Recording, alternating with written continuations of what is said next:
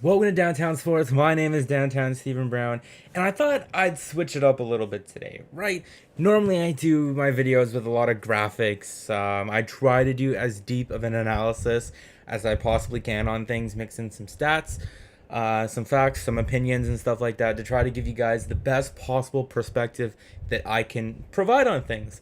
But today, I thought maybe we'd just take a break on that. Maybe we'd let some other people provide their opinions or their insight, maybe their a little bit of analysis. So my plan for this video today is we're gonna head on over to capfriendly.com and we're gonna take a look at some armchair GMs from some other people that have generously provided us with some great content today. I'm sure the hot takes are gonna be flying. They're gonna be wild. We're gonna try to talk about a couple of things. I'm gonna try to not be overly critical, but at the same time, I'm gonna try to make a couple of jokes here and there on things, and hopefully, you guys enjoy the video. Alrighty now, so heading on over to Cap Friendly. Should be up on the screen, and if you know how to get here, it's just Armchair GM, and then you can sort the teams by the rosters that you want to view. So this first one here is a little bit of alphabet soup, and it's brought to you by Boomer125. Let's see what Boomer125 had in store for us. So, okay, I'm going to try to scroll slowly here so we can look at a couple of things at a time. So he's got Mitch Marner signed, 6 years, $10.5 million bucks, probably a little bit of an overpayment, but you got to watch those offer sheets. There are a thing out there, so maybe that's what happened in this scenario. Somebody came along, forced Kyle Dubas's hand, and Mitch Marner got the money that he wants. And so let's take a look at this. Okay. First one that we clicked on, Austin Matthews for Connor McDavid, but not just Austin Matthews. He's got the whole band here. William Nylander, Jeremy Brockman. What did Travis Dermott ever do to you, Boomer? He's just pure joy out there. With 2 first-round picks. Wow. Okay. So let's go down and let's look at the lines. Somehow he manages to have $1.3 million in cap space. So that's impressive going forward with this team. He's got McDavid playing with Kasperi Kapanen and Andreas Johnsson. So I can see what he's going there. He's going for a lot of speed. I can respect that. If you guys are complaining about Cody Ceci at $4.5 million bucks, Chris Russell at 4 for the next 2 years is a real treat. But I think overall, I think the worst part about this lineup is that he's got Ben Harper in the lineup. I mean, this guy's really generous. He's given $10.5 million to Marner, and he's allowing Ben Harper to take the ice. This was a very eventful one. Let's just jump right into the next one here.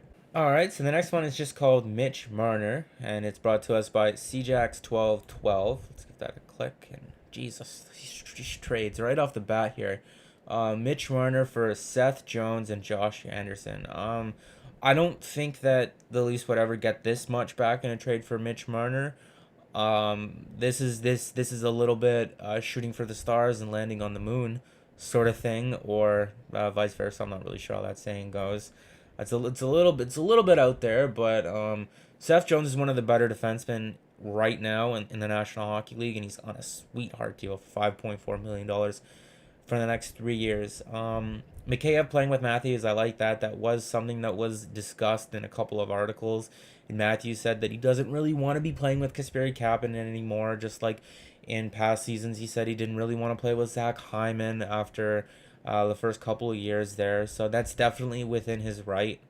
Let's just read a couple of the comments. Leafs already have a solid decor. I wouldn't say solid. I would give it a firm 6.5 to a 7, probably closer to a 7 out of 10. It's definitely a little bit better with Tyson Barrie. I don't know how much Cody Ceci gives us, but maybe in a reduced role, he can give us a little bit more than what he gave Ottawa. This next comment here says, Yo, Barrie said he wants $8 million for a new contract. LOL, Seth Jones' contract would definitely help.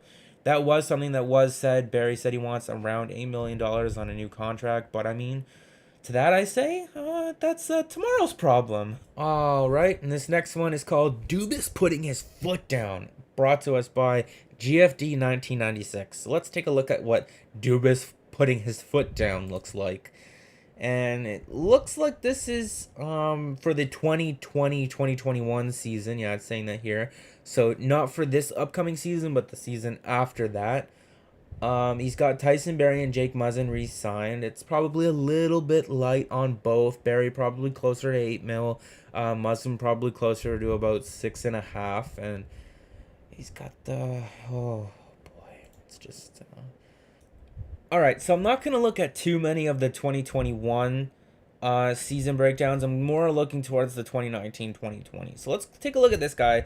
Mid-season with high Marner number.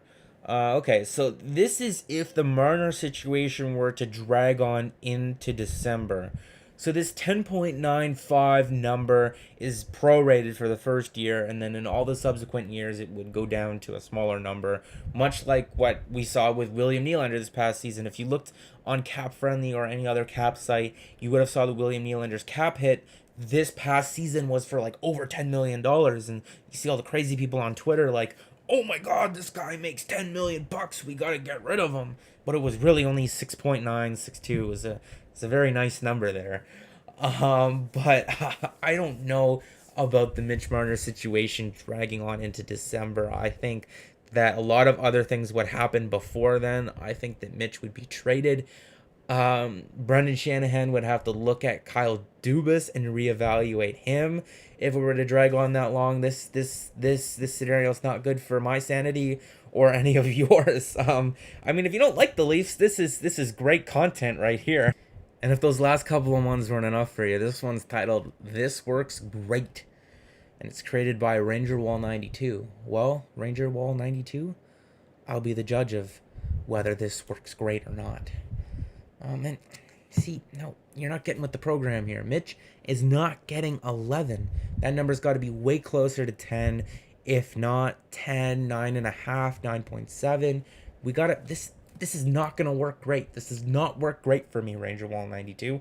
I'm not satisfied with this. How many of you are satisfied with Mitch Marner at 11 million bucks? Okay, the next one just says thoughts. It's the equivalent of a up text by Rodzik Hockey 93. Let's just click on it before I get the video flagged. Okay, Mitch Marner 9.7 by 5. That works great for me.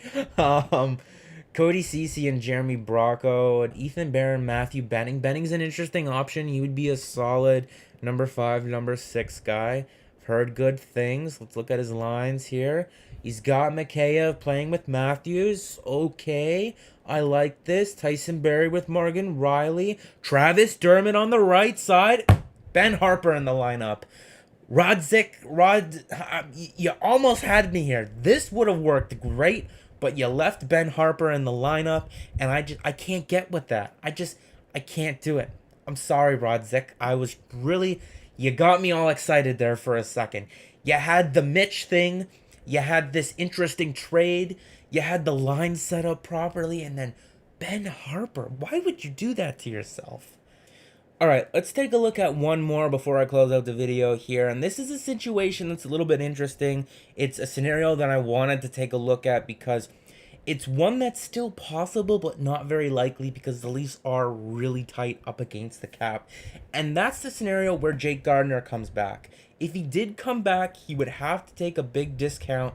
And, okay, Mitch at $7 million for 3 years. I like the thinking shorter term, lower AAV, but this would probably be in the $8.5 to $9 million range on a 3-year deal. Jake Gardiner at 1 year for $4 million is still probably a little bit light for him.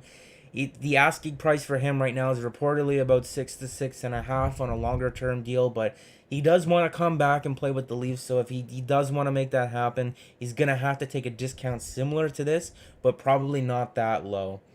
And that's the one thing that I was really curious about here is whether he had Cody Ceci in the lineup or not.